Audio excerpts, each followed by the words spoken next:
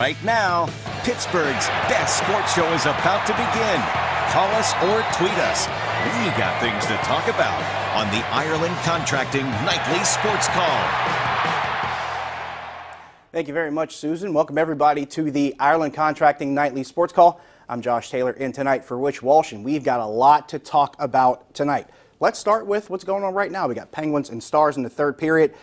Stars have just pulled their goaltender. Pens are up 3-2. They're trying to seal it here. Jared McCann with a couple of goals for the Pens. One of them, a shorthanded goal in the third period. Jake Guentzel with a power play goal for the Pens in the first, his 38th of the season. So a 40-goal season for Jake Guentzel looks like more and more like a reality. Not to mention the fact the Jared McCann and the trade coming from Florida looks a lot better right now for the Pens, including Nick Bukestad as well. So Jared McCann continues to pay off dividends for the Pens also. So it looks like if the Pens can hold on for another minute 20, and actually, as we look at it right now, Brian Russ just went to the penalty box for holding. So the Pens are going to be not only shorthanded because of the pulled goaltender, but they'll also be shorthanded on the penalty kill. So we'll see what happens here in this last minute 20 before we close that out.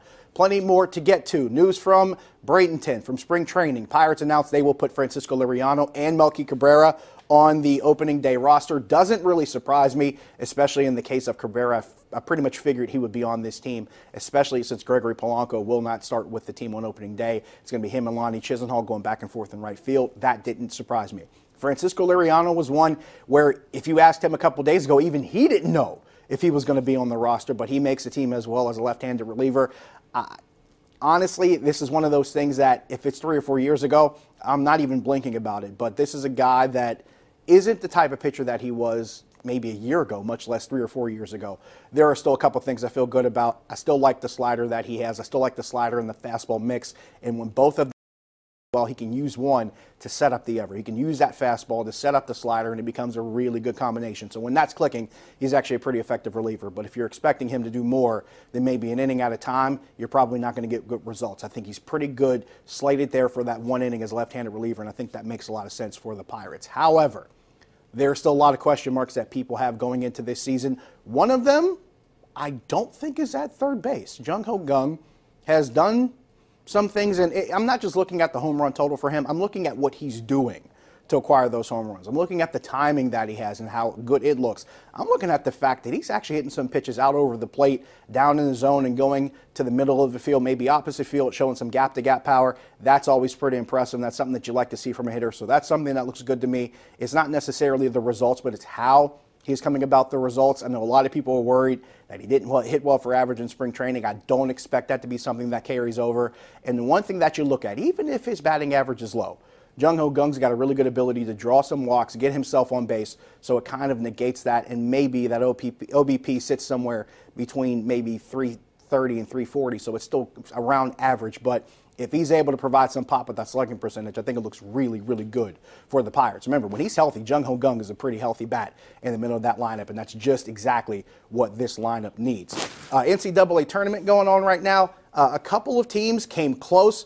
Maryland came close to knocking off LSU. Wofford took Kentucky down to the wire, but no big upsets so far in this round. Got to get an update on some of the scores here when we take a quick break. But as of right now, no big surprises as far as seeding and big teams advancing to the second round. I thought Kentucky was going to give everybody a scare there against Wofford. And that's a really impressive Wofford team, by the way. They're really good at shooting behind the arc. And it came down to one last three trying to cut it close, and they couldn't get it to go down. So Wofford's season comes to an end. But as we go through this NCAA tournament, I'm really interested to see how some of these other things go, especially with some of these higher-seeded teams, Duke, North Carolina, Michigan State, who I think is still playing right now. So you look at some of those higher-seeded teams. Me personally, going into this, I always felt like it was going to be one of the blue bloods that probably had the upper hand, your Kentuckys, your Dukes, your North Carolinas, maybe even a Kansas along those lines. Just those blue blood programs that always seem to pop up around this time of year, and they have the lion's share of the championships. If you look over the last maybe 15 to 20 years, it's the same coaches: Krzyzewski, Roy Williams, Bill Self is in there. You have John Calipari. Rick Pitino's got a couple. I know that's a name a lot of people don't want to mention right now, but it's usually around those 7 or 8 coaches. Jay Wright, of course, has inserted himself into that group. He's a fantastic coach. I still think he doesn't get a lot of credit for what he does at Villanova. But it's usually between those 7 or 8 coaches that are the ones kind of just taking turns, cutting down the nets in the national championship game. I don't expect that to change. Crazy week of free agency in the NFL as far as just moves being made around the league. Of course, the Steelers are looking to make some changes in the defensive backfield. It looks like Morgan Burnett is going to be sent on his way. So what do you do on the defensive side? You still need probably need another guy at inside linebacker to make you feel a little bit better about the depth there. And what do you do at safety? 4-1-5-2600 is the number. We'll talk about that. We'll talk Pirates. We'll talk Penguins. We'll talk college basketball, maybe even wrestling. That's going on at PPG Paints Arena. It's been pretty fun. Another national championship for the team for Penn State, which is awesome. We'll talk about all that when we come back. Stick around. The Ireland Contracting Nightly Sports Call is brought to you by Ireland Contracting, putting new roofs on Pittsburgh homes for over 25 years. Call Ireland Contracting at 1-800-NEW-ROOF.